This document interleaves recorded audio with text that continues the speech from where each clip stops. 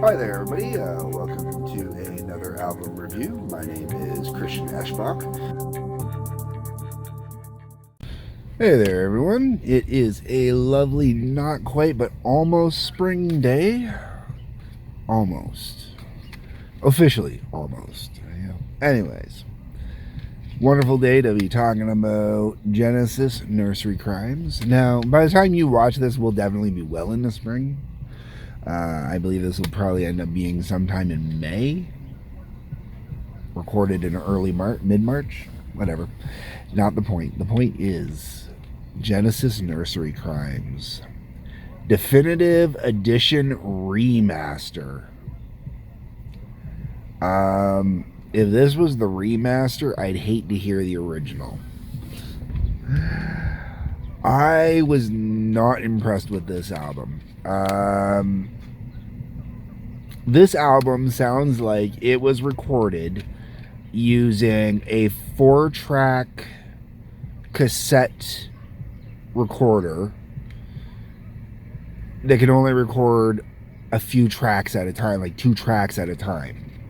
I've had one of these. I've owned one of these over the years.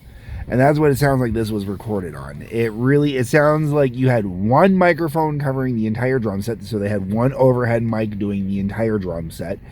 They had one mic on the guitar and guitars, bass, etc., and one mic on the piano / organ and whatnot, and then one mic for the vocals. And then they destroyed the mix. When you listen to Nursery Cryme, you can easily hear how Phil Collins was able to take over for Peter Gabriel. You know, like, listening to this, there is a difference in the voices, but the difference in the voices is kind of like the Bon Scott, Brian Johnson difference. Where, you know, there's some tracks where they definitively sound completely different from each other. There's other tracks where, you know, you can definitely hear some similarities going in there. And that happens on here. It really does. The album's up with the song The Music Box, which, it's not bad. It's okay. It kind of helps set up the mood a little bit. Then you go into Absent Friends, which is really short, and it's over and done before you realize it. Then you got The Return of the Giant Hogweed, which, you know, alright. Then you got Steve Stones, which is not bad. Harold the Barrel, which, believe it or not, is like the first song that I really kind of pick up and start paying attention to on this album. Harlequin, which I find enjoyable, and then the album ends with The Fountain of Salamassus. Realistically, it's the mix on this album that really has me turned off of this album. The whole way around, I'm not fond of this album. So a lot of people, using a more modern musician, Ghost. You know, a lot of people will argue that Ghost is not metal, is not anywhere near metal, blah, blah, blah, blah, blah. Ghost is to metal what Genesis is to prog rock. You can lump it in there, but it's really soft, it's really mellow, and you really wonder why.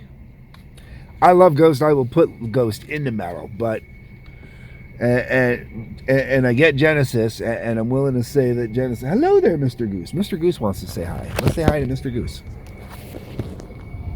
You want to say hi, Mr. Goose? No?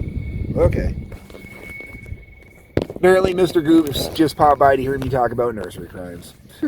That was fun. Okay, so anyways, I don't have any food for you. I'm sorry. This is what happens when you feed the geese when you go down to the park. They get used to it. I don't have any food for you today. I'm sorry. So, getting back to this album. Would I recommend this album? No. I was so disappointed. The mix is horrible. The vocals are too low.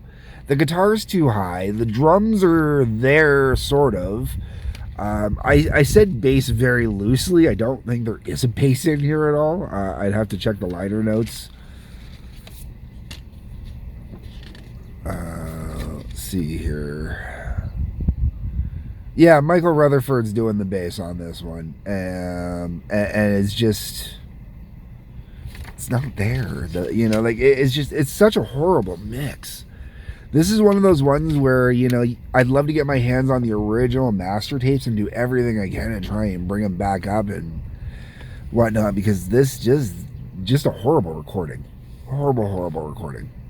Anyways, folks, those are my thoughts, my views, my opinions on this album. I would not recommend this album. I wouldn't even recommend it as a used album. I picked it up as a discount, I think like 2 for $10, maybe 2 for $15, and I still feel like I paid too much for it at that point. I don't know. Maybe it's just me. Maybe I gotta listen to like the original vinyl release or something to make it worthwhile. I don't know.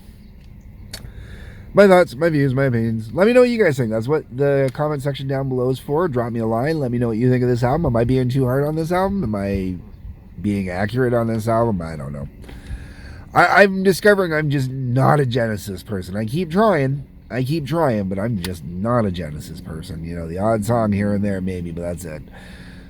Anyways, while you're down in the comments, you'll see a couple links as well. Check those out. Hit the like button, subscribe button, the little bell for notifications. Peace, love, hello, take care.